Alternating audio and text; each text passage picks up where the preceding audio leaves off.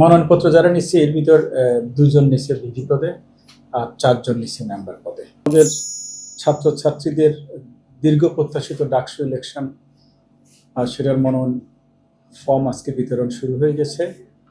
আমরা 2 জায়গা থেকে মনোনয়ন ফর্মগুলো বিতরণ করতেছি।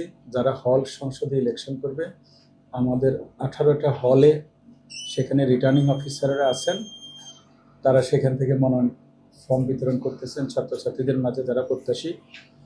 আর ডাকসুতে যারা ইলেকশন করবে সে মনোনয়ন ফর্মগুলো আমরা চিফ রিটার্নিং অফিসারের কক্ষ থেকে বিতরণ করতেছি। আমরা সকাল 10টা থেকে শুরু করেছি, এই পর্যন্ত আমাদের মনোনয়ন ফর্ম ডাকসুতে 6 জনে ফর্ম নিয়েছে।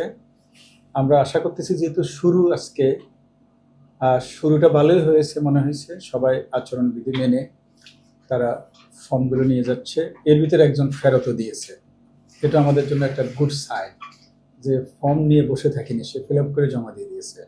তো এই প্রক্রিয়া আগামী 18 তারিখ সকাল 4টা পর্যন্ত চলতে থাকবে। হ্যাঁ, ঠিক একইভাবে হলে এই প্রক্রিয়া চলতে থাকবে। 19 তারিখে তারা সকল মনোনয়ন ফর্ম জমা দিয়ে দিবে।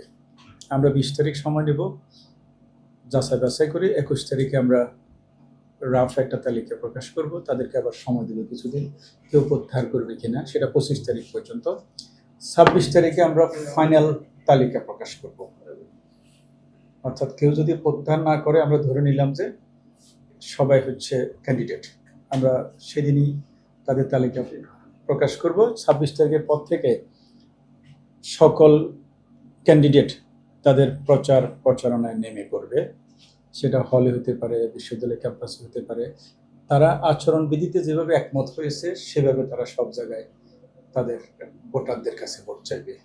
হ্যাঁ, সেটা চলবে 7 সেপ্টেম্বর রাত 12টা পর্যন্ত।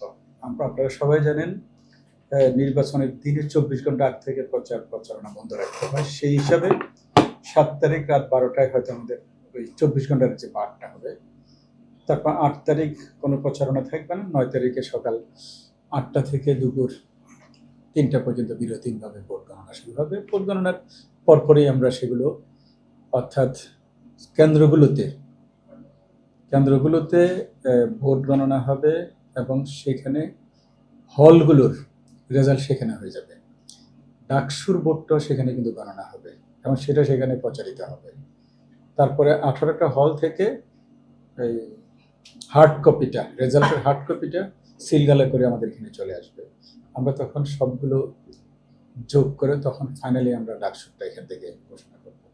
আর 6 জন এই মনোনয়নপত্র যারা নিচ্ছে এর ভিতর 2 জন নিচ্ছে ভিপি পদে আর 4 জন নিচ্ছে মেম্বার পদে। স্যার, এমনিতে ক্যাম্পাসে ভোটের আমেজটা কেমন আছে? যেহেতু আমার তো শুরুটা তো ভালো মনে হচ্ছে। আমি তো আর ক্যাম্পাসে যাইনি, আপনারা সবাই ক্যাম্পাসে গেছেন, আপনারা জানেন। আমরা তো এখানে সকাল থেকে বসে আছি এবং বিভিন্ন হলগুলোতে খবর নিচ্ছি। আমরা সব জায়গা থেকে খবর পাচ্ছি ছাত্রছাত্রীরা মনোনয়ন ফর্ম সংগ্রহ করতে চায়। আর যেহেতু শুরু, হয়তো অনেকে ডিসিশন নিতে পারে নাই।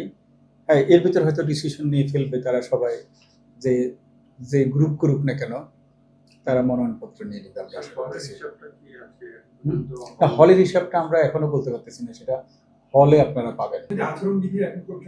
আচরণবিধি এখন পর্যন্ত কোনোভাবে লঙ্ঘিত হয়নি। আমরা যাদেরকে দেখেছি সকালে এখন পর্যন্ত ওই আচরণবিধির ভিতরেই তারা মনোনয়ন ফর্ম হবে। না, আমরা নির্বাচন হবে কিনা আপনাদের মনে হচ্ছে না? আমরা আপনাদেরকে যেভাবে কথা দিই না কেন করতে পারবো না। আমরা আপনাদেরকে বলেছি 20 তারিখে বলেছি ডিব্রিফিং যে প্রোগ্রামটা হলো সেখানে আমরা বলেছি 29 তারিখ অফিসিয়াল সময়ের ভিতরে আমরা তফসিল দিব, আমরা দিয়েছি। এরপরে তফসিল দেওয়ার পর বলেছি আমাদের খসড়া ভোটার তালিকা ফাইনাল হতে আমাদের 11ই অগাস্ট পর্যন্ত সময় লাগবে। আমরা সেই সময়টা নিয়েছি। আমরা 12 তারিখে নমিনেশন ফর্ম দিব, আমরা ডিক্লেয়ার করছি, আমরা দিচ্ছি। আমরা তো আমাদের কাজে কথায় কোনো ধরনের ব্যত্যয় আমরা এখনো ঘটাইনি। আমরা আশা করতেছি এইভাবে যদি আমরা চলতে থাকি, আমরা যেই তারিখটা নির্ধারণ করে দিয়েছি ভোট গ্রহণের, ইনশাল্লাহ ভোট গ্রহণ সেদিনই হবে। আপনার জায়গায়